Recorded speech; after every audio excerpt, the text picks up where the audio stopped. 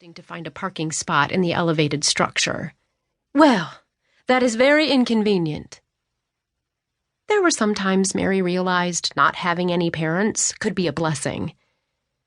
I'm not sure what to tell you, Mrs. Lawrence. Your daughter went into labor, and I think she could use your help after the baby arrives. And if Dakota had, in fact, broken a leg, then she'd take all the help she could get, including her uptight mother. Well, bless her heart. Who goes into labor early on their first baby? Mary rolled her eyes. Once again, Mary gave Elaine the hospital information and asked that she inform Dakota's sister.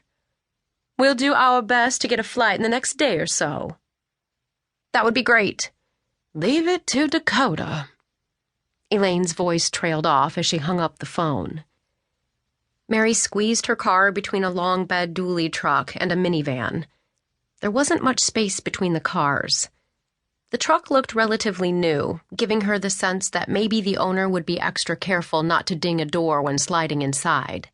The minivan, on the other hand, was oxidized and a couple of decades old. Mary went ahead and backed out of the space and pulled back in a little closer to the truck. She left the engine running while she fumbled through her contacts in her phone in search of Monica's number.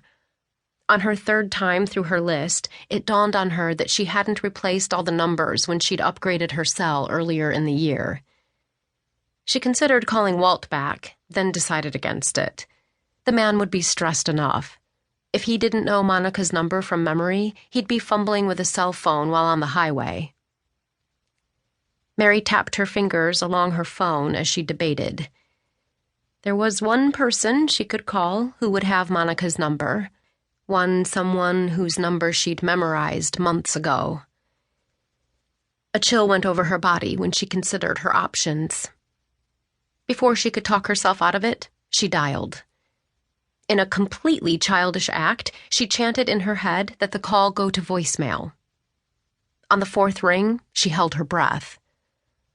Hello? One simple greeting and her insides did the wobble. Hi, Glen. I saw your name pop up on my screen and thought, no way. After all this time, she finally calls. His words made her pause. You were supposed to call me. I was? She squeezed the bridge of her nose and closed her eyes. Yes, you... Never mind, that's not why I'm calling. Of course not, because if you were calling for that reason, you would have done so before now. She remembered the words he'd said to her the last time they'd had a private conversation. The invitation is always open. So there is a statute of limitations on your invitation, she said, her voice clipped. Good to know. Not that she'd planned on taking him up on said invite. I didn't say that. Whatever. I'm calling to get Monica's number. Do you have it? I do have it. She waited. Well? Well, what? He was playing coy. Monica's number. What is it? Don't you have it? She wanted to bang her head on the steering wheel. I do. At home. I have a new phone. I didn't transfer her number into it. Oh. He had a lift to his voice. But you transferred mine? No! The man was exasperating. I knew your number. You memorized it? Yes. No, darn it. She hadn't meant to tell him that. Can I have her number, please? His soft laugh had her gripping the steering wheel. Glen! Am I the only one who finds it interesting that you memorized a number you had no intention of using?